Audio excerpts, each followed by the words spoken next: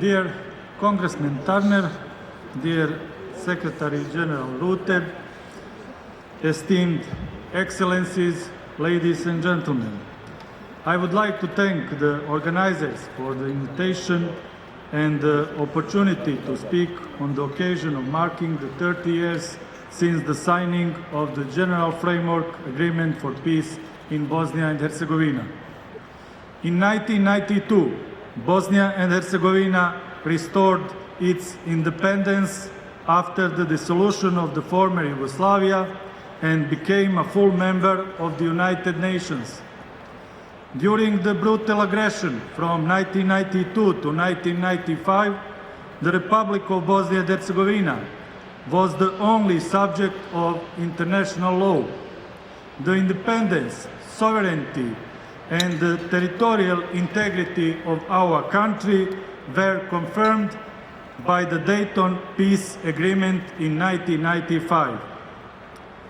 On behalf of the citizens of Bosnia and Herzegovina, I express gratitude to the NATO member states for their concrete assistance, support, and decades-long friendship. Since the end of the aggression until today, Bosnia and Herzegovina has made significant progress. Today, Bosnia and Herzegovina stands at the doorstep of the European Union and NATO. These are strategic foreign policy goals unanimously adopted by the state institutions of Bosnia and Herzegovina. Unfortunately, the current implementation of the Dayton Peace Agreement has not eliminated the threat of the greater state projects and separatist tendencies aimed at the territorial, political, economic, and cultural division of Bosnia and Herzegovina. Ladies and gentlemen, the leadership of the Bosnian and Herzegovinian entity Republika Srpska does not respect the Dayton Peace Agreement. It is paradoxical that this destructive anti-Dayton behavior is reaching its peak precisely at the time of the 30th anniversary of the Dayton Peace Agreement. The leadership of the Republika Srpska entity, supported by Moscow and Belgrade, launched a brutal attack on the constitutional order of Bosnia and Herzegovina at the end of February this year. This attack on the fundamental provisions of the Dayton Peace Agreement is still ongoing and represents a serious threat to peace and stability. The current problem in Bosnia and Herzegovina is primarily of a security nature. The Dayton Peace Agreement has brought us peace, and we thank you for that. Help us defend your legacy and do not allow Russia to open a second front in the Western Balkans.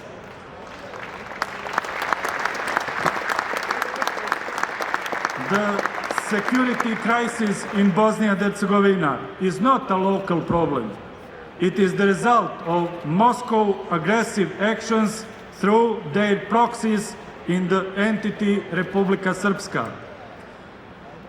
In closing, I wish to emphasize that without changes to its constitutional arrangements, Bosnia and Herzegovina cannot count on long-term stabilization or accelerated development.